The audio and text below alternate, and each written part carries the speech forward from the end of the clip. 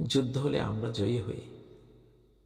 আমাদের বাহু অনন্ত শক্তির এক একটা বাহু রব্বুল আলামিনের সাথে জড়ানো, আমরা যে বিজয়ী হব কোনো সন্দেহ নেই। ওয়া ইন্না জুনদানা লাহুমুল গালিবুন। আল্লাহ কি বলেন? আমার বাহিনী অবশ্যই তারাই বিজয়ী হবে। সূরা সাফফাতের মধ্যে কত নম্বর আয়াত?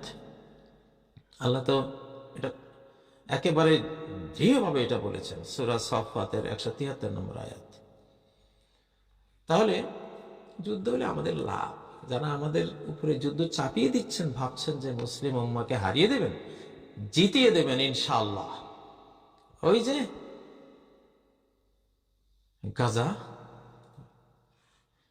গাজার মধ্যে হেন নির্যাতন নেই, হেন হত্যাযজ্ঞ নেই, হেন জেনোসাইড নেই যেটা করা হচ্ছে না, কিন্তু এটা তার লেলিহান শিখার আওতায় গোটা পৃথিবীকে নিয়ে নিয়েছে।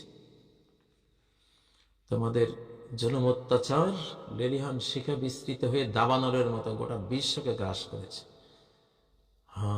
এখন বরফ গলে যাচ্ছে আলহামদুলিল্লাহ। জেগে উঠেছে আমেরিকায়, ইউরোপে, অস্ট্রেলিয়ায়, এশিয়ায়, সর্বত্র, আফ্রিকায় সাধারণ অমুসলিম ছাত্ররা তারা জেগে উঠেছে। আল্লাহ জাগিয়ে দিয়েছেন। মানুষের হৃদয় আল্লাহর দুই আঙ্গুলের মাঝখানে, ইউকাল্লিবুহা কাইফা ইয়াশা, যেমন চান তেমন ঘোরান। শেষ জামানায় 7 মহাদেশ ইসলামকে বুঝবে যে এটাই ট্রু ধর্ম, সত্য ধর্ম, ইসলামী মানব জাতির ধর্ম, সনাতন ধর্ম, মানবতার ধর্ম, ন্যায় ইনসাফের ধর্ম, মুক্তির ধর্ম। ফিলিস্তিনের গাজাবাসীরা বুঝিয়ে দিয়েছে এটা শৌর্য বীর্যের ধর্ম, এটাই বীরত্বের মাহাত্ম্যের ধর্ম, শ্রেষ্ঠত্বের ধর্ম, এটাই ঊর্ধ্বারোহণের ধর্ম, মানবতার ধর্ম। এটা বুঝিয়ে দিয়েছে, যার ফলে আজকে সারা পৃথিবীর ছাত্র সমাজ জেগে উঠেছে ইনশাআল্লাহ। চন্দন কাঠে যত আগুন দেয়া হয় তত সুবাস ছড়ায়। ইসলাম যেহেতু চন্দন, এটা যত আগুন দেয়া হবে ততই সুবাস ছড়িয়ে পড়বে আলহামদুলিল্লাহ। তো এই জন্য যারা মনে করছেন যে তারা ইসলামকে হারিয়ে দেবেন, আসলে জিতিয়ে দেবেন প্রিয় বন্ধুরা। তো আজকে আমি যে বিষয়টি নিয়েছি, হযরত মাওলানা মামুনুল হক সাহেবের মুক্তির আনন্দ প্রকাশ করলাম। যারা মুক্তি দিয়েছেন তারা ভালো কাজ করেছেন, এটা বলছি। ছোট্ট বাংলাদেশ, এখানে কোনো অতীতের জের রাখা যাবে না। জনগণ, সরকার সকলে মিলে আসুন আমরা যুদ্ধ করে দেশ জয় করি, ক্ষমা করে দেশবাসীকে জয় করি। মহানবীজির মক্কার আদর্শ, ইউসুফ আলাইহিস সালামের মুক্তির পরে ভাইদের উপরে যখন পূর্ণ কর্তৃত্ব পেয়েছিলেন তখন তার আদর্শ, ক্ষমা করে দিয়েছেন। তো এই নীতিতে বাংলাদেশ চলুক ইনশাআল্লাহ। বাঙালিদের তীক্ষ্ণ মেধার এবং শানিত ঈমানের অনেক প্রয়োজন আছে, সারা পৃথিবীর মানব জাতির জন্য অনেক প্রয়োজন আছে। বাঙালি জাতি, বাংলাদেশের সরকার, জনগণ, আপনারা দেশকে ভালোবাসুন, দেশ বাংলাদেশকে মুক্ত করুন, স্বাধীন করুন। আল্লাহ আপনাদেরকে রহমত করবেন। এই জাতিটা বহু নির্যাতন সয়েছে, আর নির্যাতন সবার মতো জায়গা নেই।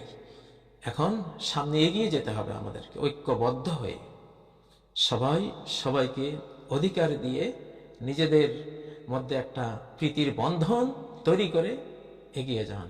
সামনে বিশ্বযুদ্ধ সমাগত, এরা এখানে বাইতুল মুকাদ্দাস ভাঙবেই, তারা ভাঙ্গার পরিকল্পনা তারা নিয়েছেই, ভাঙ্গার চেষ্টা করবেই।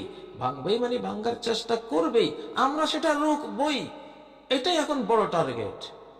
আমরা বেঁচে থাকবো, আমাদের জীবিত বডির উপর দিয়ে বাইতুল মুকাদ্দাস কেউ ভাঙতে পারবে না। আমাদের মুর্দা লাশের উপর দিয়ে বাইতুল মুকাদ্দাস যদি ভাঙতে পারে কেউ, চেষ্টা করবে, কিন্তু সেটা যে পারবে না এটা আমরা জানি। কারণ আল্লাহ এখানে, এটা গোটা বিশ্ব রাজধানী, বাইতুল মুকাদ্দাস ইমাম মাহদীর রাজধানী, ঈসা আলাইহিস সালামের রাজধানী। গোটা পৃথিবী এখান থেকে চলবে, যে সেটা শুরু হয়ে গেছে। এখান থেকে আদর্শ ছড়িয়ে গেছে চতুর্দিকে।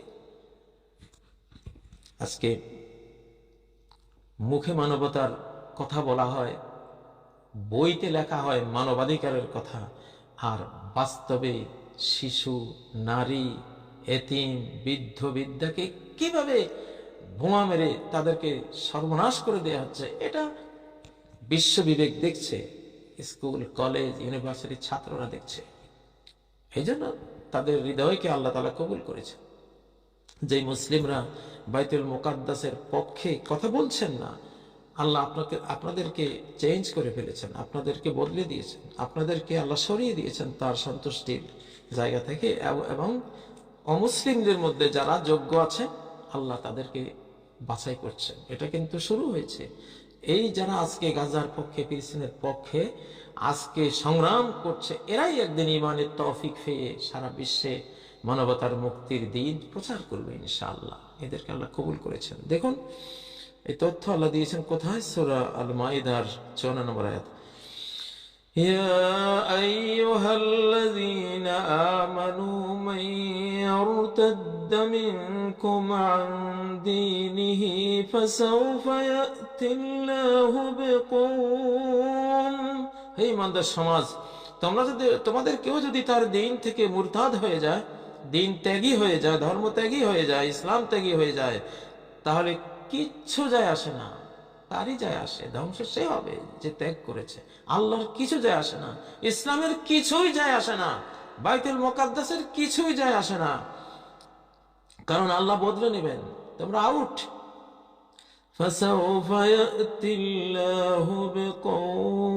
আল্লাহ এমন এক জাতিকে ইমানের তৌফিক দিয়ে নিয়ে আসবেন, ইউহিব্বুহুম, যাদেরকে আল্লাহ ভালোবাসেন। আল্লাহ আজকে যাদেরকে ভালোবাসেন তারাই গাজার পক্ষে আওয়াজ তুলছে সারা ওয়ার্ল্ডে। আল্লাহ ওদেরকে ভালোবেসে ফেলেছেন, ভালোবাসা ঢেলে দিয়েছেন যে আয় তোরা আমার পথে। একদিন তারা মুখে কালেমা নেবে ইনশাআল্লাহ, ইসলামের বিজয় শুরু হয়ে গেছে ইনশাআল্লাহ। ইউহিব্বুহুম ওয়া ইউহিব্বুনাহ, আল্লাহ তাদের ভালোবাসেন, তারাও আল্লাহকে ভালোবাসে। তাদের আরেকটা তৃতীয় গুণ, আযিল্লাতিন আলাল মুমিনিন, মুমিনদের জন্য তারা সফট কর্নার, একেবারে কোমল। গাজার জন্য তারা কোমল, দরদি মন, সমবেথী মন। আল্লাহু আকবার। আইজ্জাতিন আলাল কাফিরিন, কাফিরদের জন্য তারা কঠোর, আত্মমর্যাদাশীল। তারা বিনা যুদ্ধে নাহি দিব সুছাগ্র মেদিনী, শির দেগা নাহি দেগা আমামা, এরকম আত্মমর্যাদাশীল তারা কাফের উপরে। ইউজাহিদুনা ফি সাবিলিল্লাহ, তারা জিহাদ সংগ্রাম করে আল্লাহর পথে। ওয়ালা ইয়াখাফুনা লাওমাতা লাইম, কোন ভৎসনাকারীর ভৎসনা তারা পরোয়া করে না। আচ্ছা, কেন তারা এইভাবে এগিয়ে আসে?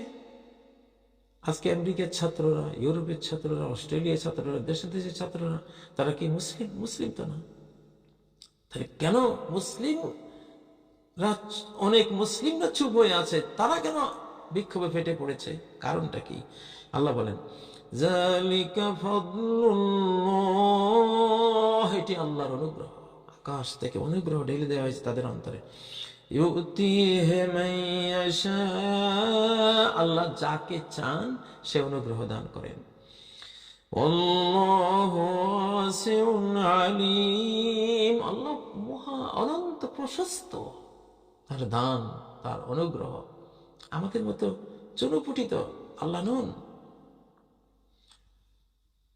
কুল মাখলুকাতকে যিনি রহমত, মাগফিরাত, ক্ষমা দিয়ে লালন করেন, পালন করেন, তিনি তার প্রশস্ত অনন্ত রহমতের আওতায় যেই কাউকে তিনি টেনে আনতে পারেন। সুবহানাল্লাহ, যারা যোগ্য তাদেরকে টেনে আনছেন। আলিম, তিনি সবকিছু জানেন, জেনে বুঝে করছেন। প্রিয় বন্ধুরা, তো বাংলাদেশি বন্ধুরা, বাইতুল মুকাররম থেকে বাইতুল মুকাদ্দাস পর্যন্ত আমাদের সংগ্রাম চলবে। আমাদের সাইফুল আজম যে একমাত্র আকাশ যোদ্ধা, 67 আকাশ যুদ্ধে এইখানে যে তার বীরত্ব দেখিয়েছে, বাঙালি জাতির শির উঁচু করে দিয়েছে, সেই সাইফুল আজমদের উত্তরসূরিরা রেডি থাকতে হবে। মুসলিম জাহান, বাংলাদেশকে মুসলিম জাহানের সাথে নিয়ে যেতে হবে। বাংলাদেশ মুসলিম জাহানের অংশ। বাংলাদেশ ফিলিস্তিনের পাশে গিয়েছে, ইরানের পাশে গিয়েছে, সৌদি আরবের পাশে গিয়েছে, কাতারের পাশে আছে, 57 মুসলিম দেশের পাশে আছে। বাংলাদেশ এটা মুসলিম জাহানের অংশ, সাফ কথা। এটা কোনো বেঈমান দেশের অংশ না, ইমানদার দেশের অংশ। সেই দিকে যারা নিচ্ছেন আল্লাহ তাদের তৌফিক দেন, আরো বেশি তৌফিক দেন। যারা ফিলিস্তিনের পাশে দাঁড়িয়েছেন আমি দোয়া করি আল্লাহ তাদেরকে আরো শক্তি দেন, আরো তৌফিক দেন, দুঃসাহস দেন, এক একজনকে সাইফুল আজমের মতো সেই শক্তি সাহস দেন ইনশাআল্লাহ। তারা অতীতের সব পাপ আল্লাহ ক্ষমা করে দিবেন। পাপী আমরা সবাই, ভুল করি আমরা সবাই, কিন্তু পুণ্যের পথে যখন নিয়ত করে স্থির হয়ে আমরা এগিয়ে যাব আল্লাহ আমাদেরকে রক্ষা করবেন ইনশাআল্লাহ। প্রিয় বন্ধুরা, একটি বিষয় নিয়েছি আজকে, যে জ্ঞান থেকে ঈমান যখন বিচ্ছিন্ন হয়ে যায় তখন কি হয় তা তো জানেনি। বিগত 1 শতাব্দী ব্যাপী জ্ঞান থেকে ঈমানকে বিচ্ছিন্ন করে ফেলা হয়েছে। অথচ জ্ঞান আল্লাহ দিয়েছেন কেন?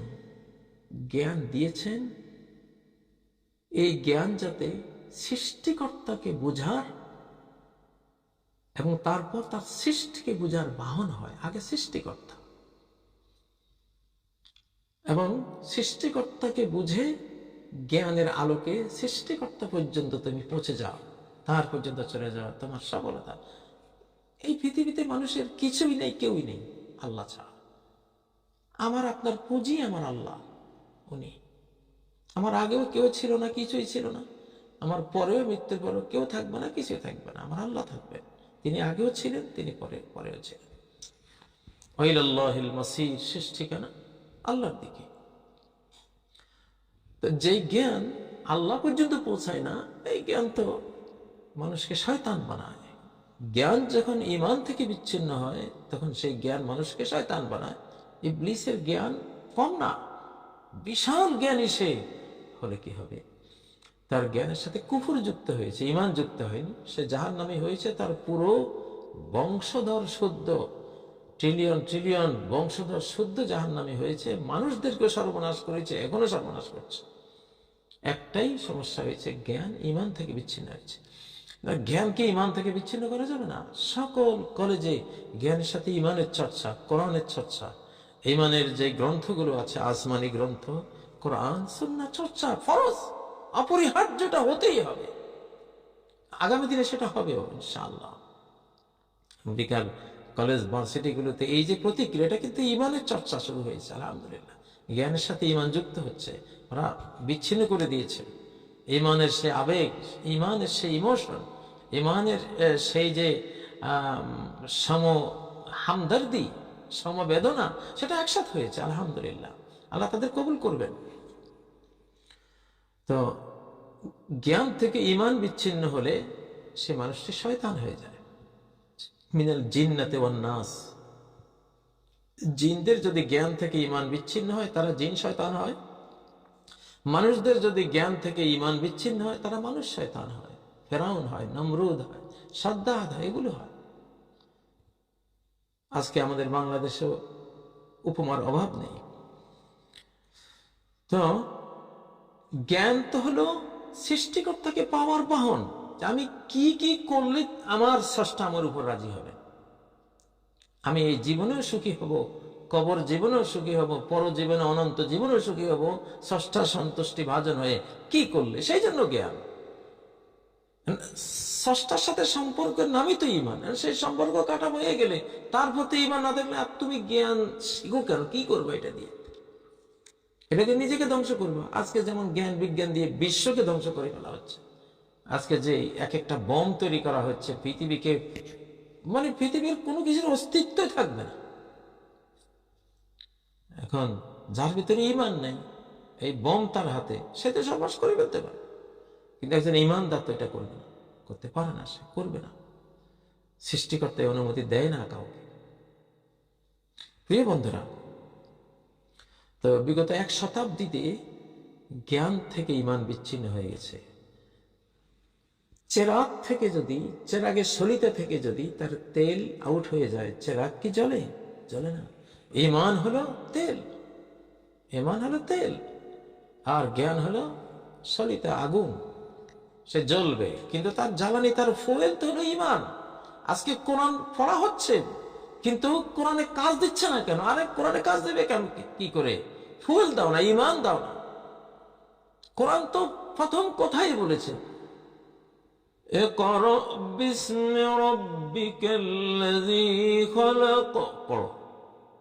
কিন্তু বিসমি রাব্বিকাল্লাযী খালাক, যে রব সৃষ্টি করেছেন তার নামে ঈমান যুক্ত করে দিয়েছে। জ্ঞান আর ঈমান একসাথে হয়েছে। কারণ তুমি জ্ঞান চর্চা করবে তো স্রষ্টাকে পাওয়ার জন্য। কারণ স্রষ্টাকে কি দিয়ে পাওয়া যাবে? কি চেতনায় পাওয়া যাবে? কি বক্তব্যে স্রষ্টা খুশি হবেন? কি কর্মে তাকে পাওয়া যাবে? এটা তো তুমি জানো না, সেজন্য তোমার জ্ঞান শিখতে হবে। মূলত স্রষ্টাকে পাওয়ার জন্য জ্ঞান চর্চা। সকল সফলতা স্রষ্টাকে পাওয়ার মধ্যেই, সকল কামিয়াবি স্রষ্টাকে পাওয়ার মধ্যেই, সকল শান্তি স্রষ্টাকে পাওয়ার মধ্যেই, সকল মুক্তি, সকল আনন্দ, সকল বিনোদন স্রষ্টাকে পাওয়ার মধ্যেই। কোরআন পড়লে এগুলো বুঝবেন। তাহলে জ্ঞান শিখছি তো স্রষ্টাকে পাওয়ার জন্য, তো স্রষ্টাই নেই, তুমি জ্ঞান শিখে করবাটা কি? তুমি শয়তান হওয়ার জন্য। এই জন্য ইকরা বিসমি রাব্বিকাল্লাযী খালাক, এটা দেখলেন কোরআনে নাজিল হওয়ার প্রথম সূরার অবস্থা। এবার কোরআন খুললে সূরা ফাতিহা পুরাইটো জ্ঞান। এরপরে সূরা দেখুন, হুদাল লিল মুত্তাকিনাল্লাযীনা ইউমিনুনা বিল গায়ব। এই জ্ঞানের বই কোরআন, মহাজ্ঞানের, অনন্ত জ্ঞানের এই যে পুস্তক কোরআন, এটা গাইডলাইন, এটা হেদায়েত করবে, হেদায়েত দেবে মুত্তাকিনদেরকে, সৎকর্মপরায়ণ, অসৎকর্ম ত্যাগকারীদেরকে। তারা কারা? তো যাই হোক,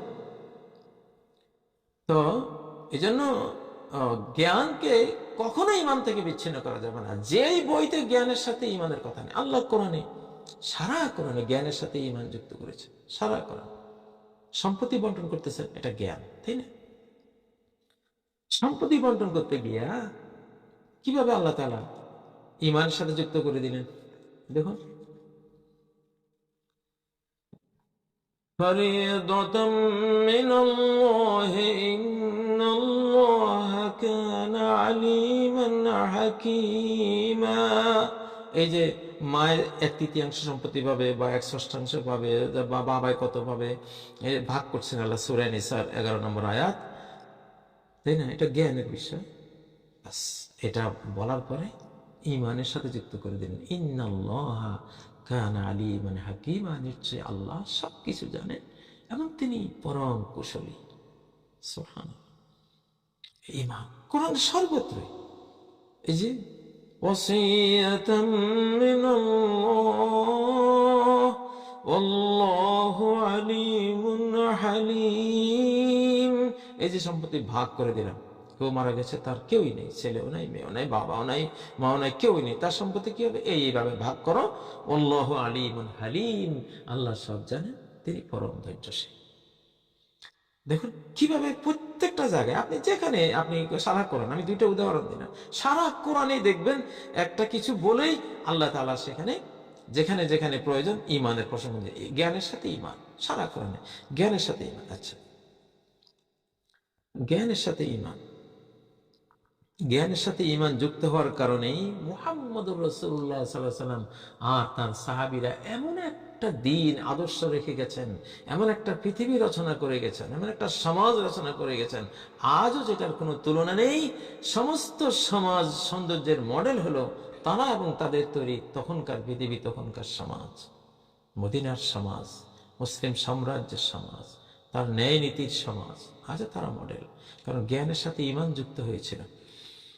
আল্লাহ কি বলেন? আল্লাহ কাদেরকে সমুন্নত করেন, উন্নত মর্যাদা দেন, প্রকৃত মর্যাদা যেটা দুনিয়া আখিরাত জোড়া মর্যাদা, আল্লাহ কাদেরকে দেন? দেখুন আল্লাহ কি বলছেন, ইয়ারফাইল্লাহুল্লাযীনা আমানু মিনকুম ওয়াল্লাযীনা উতুল ইলমা দারাজাত। আল্লাহ অনেক ঊর্ধ্ব মর্যাদায়, অনন্ত চিরস্থায়ী উন্নত মর্যাদায় সমাসীন করেন তাদেরকে যারা ঈমান এনেছে তোমাদের মধ্য থেকে, ওয়াল্লাযীনা উতুল ইলম, যাদেরকে জ্ঞান দেয়া হয়েছে। ঈমান আর জ্ঞান দেয়া হয়েছে। ঈমান আর জ্ঞান, ঈমান আর জ্ঞান বিচ্ছিন্ন করা যাবে না। আপনার শিশুকে এমন বিদ্যালয়ে পড়াবেন যেখানে জ্ঞানের সাথে ঈমানের সংযোগ, জ্ঞানের সাথে তার স্রষ্টাকে পাওয়ার সমস্ত লাইনের সংযোগ করে দেয়া আছে, সেখানে আপনার শিশুকে পাবেন। নাহলে ওই শিশুর সাথে আপনার বংশ কাটা। এই কোরআনে বলা আছে ফালা আনসাবা বাইনাহুম ইয়াওমাইযিন, হাসর দিনে কোনো নসব, কোনো বংশ পরিচয়, পিতা পুত্র, পিতা মা, পিতা মাতার, মায়ের সাথে সন্তানের, পিতার সাথে সন্তানের, স্বামী স্ত্রীর কারো কোনো পরিচয় নেই, সব শেষ, কাট অফ করে দিবে। কারণ তুমি সেই লাইনে উঠে না। জ্ঞানকে ঈমান থেকে বিচ্ছিন্ন যারা করবে তাদের এই পরিণতি। দেখুন কোরআনে কিভাবে জ্ঞান আর ঈমান একসাথে। সূরা আর-রুমের মধ্যে এই প্রসঙ্গটি এসেছে। وقال الذين اوتوا العلم والإيمان, আর বলেছে তারা যাদেরকে ইলম এবং ঈমান দেয়া হয়েছে, জ্ঞান এবং বিশ্বাস দেয়া হয়েছে, জ্ঞান আর ঈমান যাদেরকে দেয়া হয়েছে তারা বলেছে। এখানে আখিরাতের কথার প্রসঙ্গে গিয়ে আল্লাহ তাআলা সূরা আর-রুমের 56 নম্বর আয়াতে এখানে বলেছেন যে কাফেররা বলবে কিয়ামতের দিন আমরা তো একদিন বা একদিনের কিছু অংশ ছিলাম পৃথিবীতে। আর যারা ঈমান আর ইলমধারী ওরা কিন্তু শুধু ইলমওয়ালা, কাফেররা শুধু, ওরা বহুত বড় বিজ্ঞানী, কিন্তু ওরা বলবে দুনিয়াতে আমরা ছিলাম একদিন বা একদিনের অংশ বিশেষ। কিন্তু যাদের জ্ঞানের সাথে, বিজ্ঞানের সাথে ঈমানের সংযোগ হয়েছে, প্রকৃত সত্য তারা জানে, তারা বলবে লাকাদ লাবিসতুম ফি কিতাবিল্লাহি ইলা ইয়াউমিল বাস, অবশ্যই তোমরা ছিলে পুনরুত্থান দিবস পর্যন্ত পৃথিবীতে, মাটির উপরে বা মাটির নিচে, কিছু সময় মাটির উপরে, কিছু সময় মাটির নিচে ছিলাম, পুনরুত্থান দিবস পর্যন্ত ছিলাম। এই এই এই এই বিশাল সময়ের এই পর্বটা একদিন বা একদিনের কিছু অংশ না, বিরাট, শত শত বছর, হাজার হাজার বছর। মাটির উপরে ছিল হয়তো 60, 70, 100, 500 বছর, মাটির নিচে ছিল হাজার হাজার বছর। কারা বলবে? যাদের জ্ঞান বিজ্ঞানের সাথে ঈমানের সংযোগ হয়েছে, সত্যটা তারা বুঝবে, তারা বলতে পারবে। আচ্ছা, তো যেখানে জ্ঞান থেকে ঈমান বিচ্ছিন্ন হয় সেখানে কি হয় দেখুন। বালাম বাউরা বনি ইসরায়েলের একজন বড় বড় পণ্ডিত ব্যক্তি ছিলেন। বনি ইসরায়েলের মধ্যে বিভ্রান্ত আলেমরাই ইহুদি জাতিকে বিভ্রান্ত করে দিয়েছে। এই যে আজকে যারা বলে যে আমরা ইব্রাহিমের সন্তান, ইব্রাহিম আলাইহিস সালামের সন্তান, বাইতুল মুকাদ্দাস আমাদের, কিন্তু এইটা জানে না যে ইব্রাহিম বাবার নবী পিতার সম্পত্তি কাফের পুত্র পাবে না, না দুনিয়ার সম্পত্তি পাবে, দুনিয়ার মিরাস, দুনিয়ার হেরিটেজ পাবে, না অনন্ত লোকের জান্নাতের হেরিটেজ পাবে। উভয় হেরিটেজ থেকে আল্লাহ তাকে বঞ্চিত করে দিয়েছেন। লা ইয়ানালু আহাদিয যালিমিন, সূরা বাকারায় স্পষ্ট যে জালিমরা আমার এই এই প্রমিস, এই যে তোমরা একটা প্রমিস ভূমি বলছো, প্রতিশ্রুত ভূমি তোমাদের, কিসের তোমাদের সাথে প্রমিস? এখানে তোমরা তো বেঈমান, তোমরা ইব্রাহিমের ইসলামিক আদর্শ, ইব্রাহিম আলাইহিস সালাম ইসলাম ধর্ম প্রচার করেছেন, মুসা আলাইহিস সালাম ইসলাম ধর্ম প্রচার করেছেন, ঈসা আলাইহিস সালাম ইসলাম ধর্ম প্রচার করেছেন, মুহাম্মদ সাল্লাল্লাহু আলাইহি সাল্লাম ইসলাম প্রচার করেছেন, আদম ইসলাম প্রচার করেছেন, নূহ আলাইহিস সালাম ইসলাম প্রচার করেছেন। হ্যাঁ, ইসকালাহু রাব্বু আসলিম, ইব্রাহিমকে আল্লাহ বলেছেন তুমি ইসলাম, তুমি মুসলিম হয়ে যাও। ক্বালা আসলামতু লিরাব্বিল আলামিন, আমি রব্বুল আলামিনের জন্য ইসলাম কবুল করেছি। নূহ আলাইহিস সালাম বলছেন উমিরতু আন আকুনা মিনাল মুসলিমিন, আমাকে নির্দেশ দেওয়া হয়েছে মুসলিমদের কাতারভুক্ত হতে। হ্যাঁ, আন-নাবিয়্যুনা আল্লাযীনা আসলামু, ওই নবীরা যারা সবাই মুসলিম ছিলেন। কিসের? ওরা তো কোন নবী না ইহুদিবাদ প্রচার করেছেন, না খ্রিস্টবাদ প্রচার করেছেন, না অন্য কোনো কিছু, সবাই ইসলাম প্রচার করেছেন। তো এখন সন্তান যদি মুসলিম নবী পিতার ইসলাম থেকে সরে যায়, সকল হেরিটেজ থেকে সে বঞ্চিত। তুমি মুসলিম হও, তাহলে বাইতুল মুকাদ্দাস তোমার হবে। মুসলিম না, তুমি আউট এখান থেকে, আল্লাহ তোমাকে এখান থেকে বঞ্চিত করে দিয়েছেন। লা ইয়ারসুল মুসলিমুল কাফির ওয়ালাল কাফিরুল মুসলিম, না কোনো মুসলিম কাফিরের ওয়ারিশ হয়, না কোনো কাফির মুসলিমের ওয়ারিশ হয়, ওয়ারিশই নাই। তো এখানে এখন এদের তো ইলম থেকে ঈমান বিচ্ছিন্ন হয়ে গেছে, এজন্য এরা সৃষ্টিকর্তাকে অস্বীকার করে, সবকিছু অস্বীকার করে। কি দিয়ে হেদায়েত নিচ্ছে তারা? এত বড় সফলতা যে তারা একটা পৃথিবীতে তারা হেদায়েত পেয়ে গেল, গাইডলাইন পেয়ে গেল অনন্ত লোকে। হ্যাঁ, বাইতুল মুকাদ্দাসের গেট হয়ে জান্নাতে যাবে। ওই যে বাইতুল মুকাদ্দাস, জান্নাতে যাওয়ার গেট তো এখানে, কারণ শাম হলো আরদুল মাহশার ওয়াল মানশার, এখানে হাসর হবে, এখান থেকে আবার জান্নাতে চলে যাবে, কেউ জাহান্নামে চলে যাবে নিচের দিকে, জাহান্নামীরা নিচের দিকে যাবে, জান্নাতের উপর দিকে যাবে। গেটটা কোথায়? ওই বাইতুল মুকাদ্দাস। তো বাইতুল মুকাদ্দাস তো যেতেই হবে, মুট দ্বারাও যেতে হবে ওখানে। জান্নাতে যারা যাবে, জাহান্নামে যারা যাবে, জাহান্নাম থেকে জাহান্নামে যাওয়ার স্টেশন ওইটা, আর জান্নাতে যাওয়ার মহাকাশ স্টেশন ওইটা। পাতালপুরি, জাহান্নামের পাতাল তলের স্টেশন ওইটা, এই জান্নাতের মহাকাশ স্টেশন ওইটা। এই জন্য বাইতুল মুকাদ্দাসের চেতনা আমাদের রাখতে হবে। আমরা ওখান থেকে জান্নাতে আমরা রওনা দেবো ইনশাআল্লাহ। এই জন্য বলেছি মহাপ্রলয় আসার আগে আরেকটা মহাপ্রলয় হবে যদি বাইতুল মুকাদ্দাসের কিছু হয়। এটা বাবরি মসজিদ না। টেস্ট করছো তোমরা, তওবা ইস্তেগফার করে সরে যাও এই বদ নিয়ত যারা রেখেছো। তো হুদাল লিল মুত্তাকিন, মুত্তাকিনদের জন্য এটা হেদায়েত। মুত্তাকি কারা? আল্লাযীনা ইউমিনুনা বিল গায়ব, যারা অদৃশ্যে আনসিন আল্লাহর প্রতি, আনসিন জান্নাতের প্রতি, আনসিন ফেরেশতা কুলের প্রতি, আনসিন জাহান্নামের প্রতি যারা বিশ্বাস করে, আনসিন ভাবে আমাদের দৃষ্টির অন্তরালে নাজিল হওয়া আসমানি গ্রন্থগুলোকে যারা বিশ্বাস করে, আমাদের না দেখা রাসূলদেরকে যারা বিশ্বাস করে, সব ঈমান। কোরআনের হেদায়েত শর্তযুক্ত কিসের সাথে? ঈমানের সাথে। তা জ্ঞান আর ঈমান একসাথে চলবে। যে বইতে জ্ঞানের সাথে ঈমানের কথা নাই এটা আউট করে দেন। যে কোনো স্কুল কলেজ বিশ্ববিদ্যালয় থেকে এটা পড়ে ফেলেন এসব বই। যে কোনো জ্ঞানের সাথে ঈমানের সংযোগ নেই, স্রষ্টার সংযোগ করানো হয়নি। খালি শেখানো হয়েছে এটা হয়েছে এইভাবে করে। প্রকৃতি, কিসের প্রকৃতি? প্রকৃতিটা কি আবার?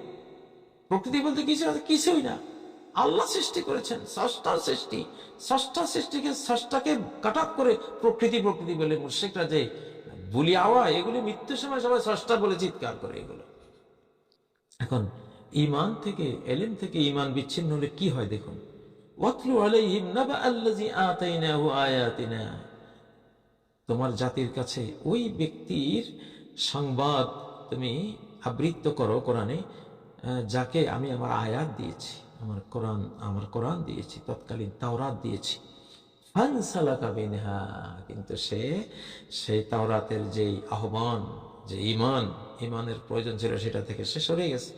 ফাআতবাহু শায়তান, ফলে শয়তান তার পিছু নিয়েছে। ফাকানা মিনাল গাওয়িন, সে বিভ্রান্তদের কাতারভুক্ত হয়েছে, সেও শয়তান হয়ে গেছে। তো এটা হলো 175 নম্বর সূরা আরাফে। এখানে ঈমান থেকে জ্ঞান থেকে ঈমান বিচ্ছিন্ন হয়ে গেছে, সে শয়তানের অনুসারী হয়েছে।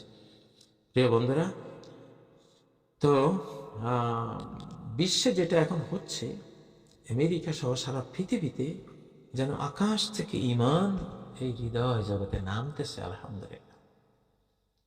এই জন্য প্রতিক্রিয়া শুরু হয়েছে বেঈমানের বিরুদ্ধে, বেঈমানি এবং জুলুম অত্যাচারের বিরুদ্ধে প্রতিক্রিয়া শুরু হয়েছে। ঈমান আসতেছে আলহামদুলিল্লাহ। ইলম আর ঈমান এখন একসাথে হবে। আল্লাহ তাআলা, আল্লাহ যে ছাত্ররা তোমার দিন, তোমার মজলুম ফিলিস্তিন গাজাবাসীর পক্ষ নিয়েছে আল্লাহ সারা পৃথিবীতে, তাদেরকে তুমি তোমার জান্নাতের পথিক প্রকৃত মুসলিম হওয়ার তৌফিক দাও আল্লাহ।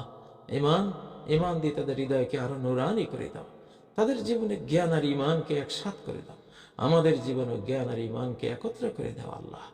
আল্লাহ, আমাদের বাংলাদেশের প্রতিটি প্রাইমারি স্কুলে, প্রতিটি কলেজে, প্রতিটি ইউনিভার্সিটিতে, মাদ্রাসায়, মসজিদে, সর্বত্র যেখানেই জ্ঞানের চর্চা হবে, জ্ঞান দিয়ে যাতে স্রষ্টাকে যে পেতে হয়, স্রষ্টাকে পাওয়ার জন্যই যে জ্ঞান, এবং সেই স্রষ্টাকে পেলেই যে সফলতা এই পৃথিবীতে অনন্ত লোকে, এই সংযোগটা যাতে আল্লাহ হয়ে যায়, জ্ঞান আর ঈমান যাতে একসাথে চলে, আল্লাহ সে তৌফিক দেন সকল বিদ্যালয়, পৃথিবীর সকল বিদ্যালয়।